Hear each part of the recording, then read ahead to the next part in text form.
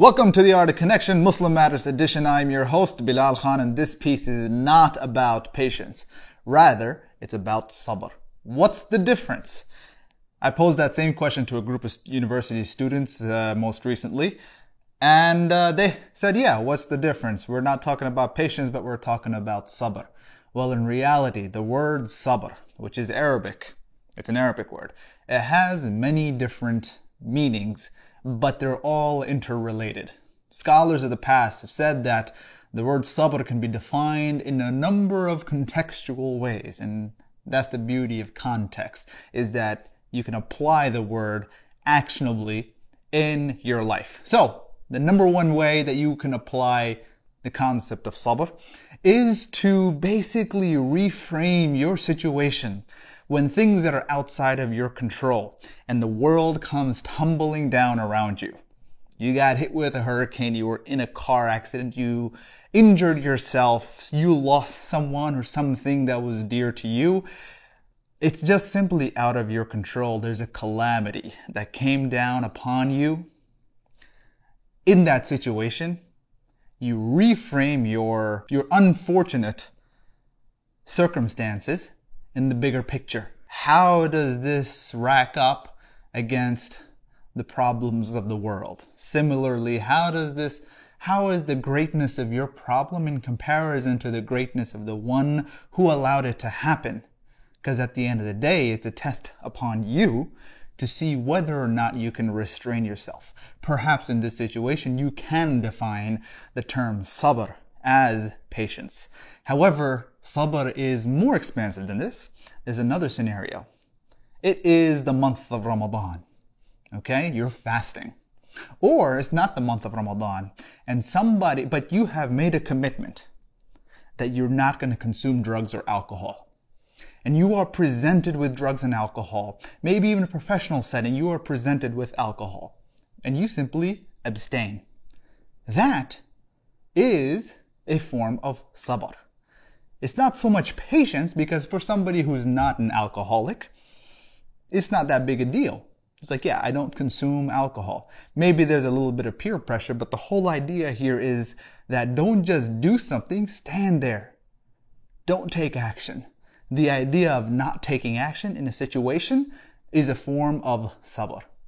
Thirdly, it also can be defined and applied in a situation where you should always be acting on. So, in this case, let's say having the discipline to get up in the morning and pray your morning prayers, or having the discipline of doing that which you do not feel like doing. In that situation, you are also applying the concept of sabr. What does sabr have to do with connection? It is your ability to reframe your worldview in the face of calamity, your ability to abstain, and your ability to have discipline and continue to move forward despite the situation around, despite your own ups and downs, that makes people want to follow or admire, or it is a way for you to also lead by example. And that is a form of connecting with people. You're not also only connecting with people, but you can also use this with the right intention, which is from your heart, to connect with the Creator. And that is sabr in a nutshell. It is a combination of patience, abstinence, and discipline combined in one. When you look at sabr in this holistic perspective, it gives a much more deeper meaning to that chapter in the Quran that is defined as the chapter of time, where a lot of us, we recite it, but we don't realize what we're reciting. In a quick interpreted meaning, basically, it is going by the term of wal asr, by, and Allah, the Creator, He is swearing by the concept of time and its power to erode. Innal insana lafi khusr, that everyone is drowning in loss due to time. People talk about killing time, but time is swiftly and silently killing them. Illa alladhina aminu, except for those who have made this commitment to worship God alone. But that's not enough. Wa amilu salihat, and those who commit to also doing good actions, but it's not just good actions. When they come upon a place, they leave it better than what it was before.